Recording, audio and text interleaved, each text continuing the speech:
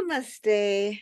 I'm Alakananda Ma, Ayurvedic doctor and principal of Alandi Ayurveda Gurukula, a unique apprenticeship style Ayurveda school in Boulder, Colorado.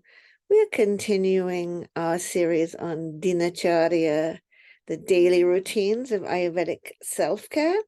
Last time we talked about Abhyanga, oil massage.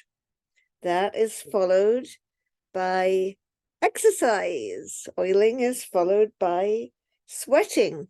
Exercise is called Vyayama in Sanskrit, in case you're interested. And the benefits of exercise include lightness of the body, ability to work hard, good digestion, removing excess fat, and the text literally says having a good physique, a good shapely body. So that's pretty interesting. This author's idea of exercise, as we find when we read further on, his idea is you go to the wrestling club and you have a major workout followed by a massage. After a big workout, you should have a massage. That's what it says. So there are people who shouldn't be having that kind of big workout. That is, first of all, people who have vata diseases, like neurological diseases, arthritis type problems. Might not be good to have a big workout every day. Also, children really don't need to work out. I remember when I was a child and I was the one that was running down the park as the adults were plodding along behind, and now I'm a plodding adult, and if there are children, they're going to run ahead. I also remember hours skipping until I was called for supper. So children should be able to just naturally exercise, although nowadays often children are so sedentary with their video games and their devices, you might need to make them go out and run around. Also, the elderly, according to the texts, elderly people don't need to have a big workout every day.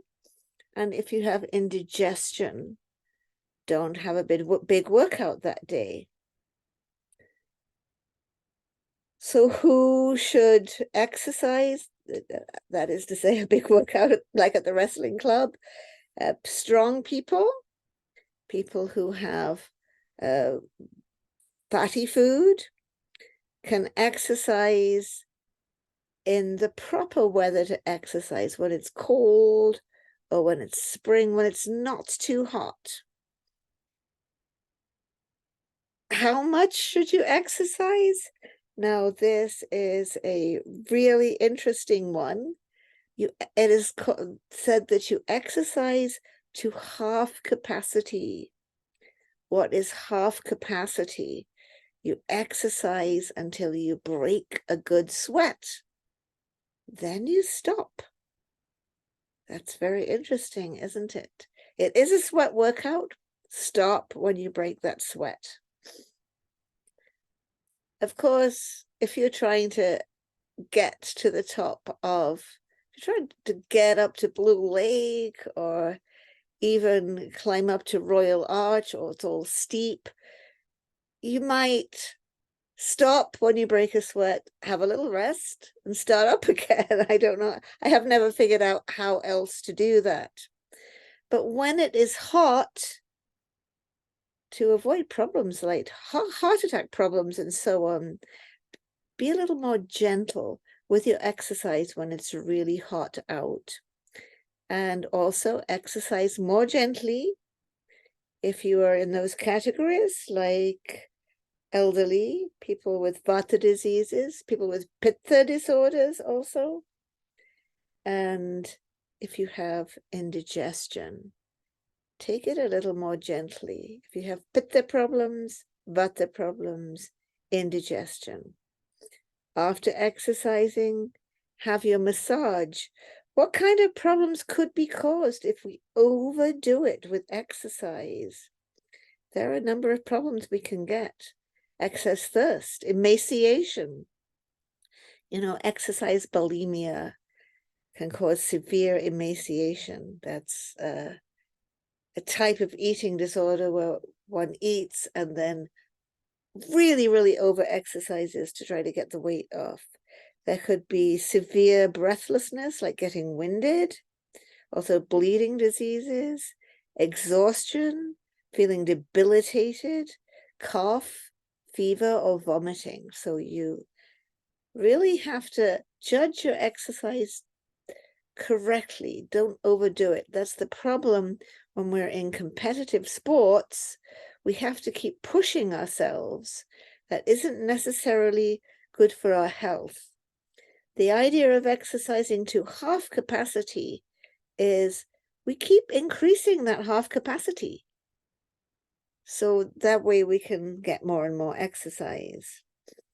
It says, those who indulge daily in too much exercise, keeping awake at night, walking long distances, too much sexual intercourse, too much laughing, speaking, and other strenuous activities perish as a lion conquers the elephant but dies soon after.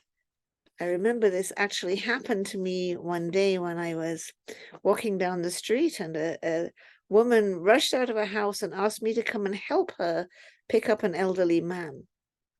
Well, her version of help was she stood and watched while I did it. Said elderly man must have weighed at least 250 pounds. He was like a 6-foot big guy. I'm a little person. It wouldn't have been possible for me to pick up a person that weight and height, but I did it. I mustered the strength. I picked him up. I got him seated on the seat. I managed to walk home. But then I collapsed on the bed for an hour or so because I had just burned up all the strength of my muscles. So we don't want to overdo it. Exercise just enough. I hope that's been helpful. It's a little puzzling sometimes, thinking that we should only exercise to half capacity, but the point is, keep extending your half capacity. Try not to exercise to the point where you're winded or you could tear a tendon or you're getting emaciated. Next week, we'll talk about ways to exercise for people with vata and pitta diseases, the elderly, and so on, those who cannot have a big, strong workout. Hope this was helpful. Don't forget to click the like button. Maybe we'll see you in clinic. I do Zoom, so you have no excuse. You can still come, even if you live somewhere else. See you next week. Namaste.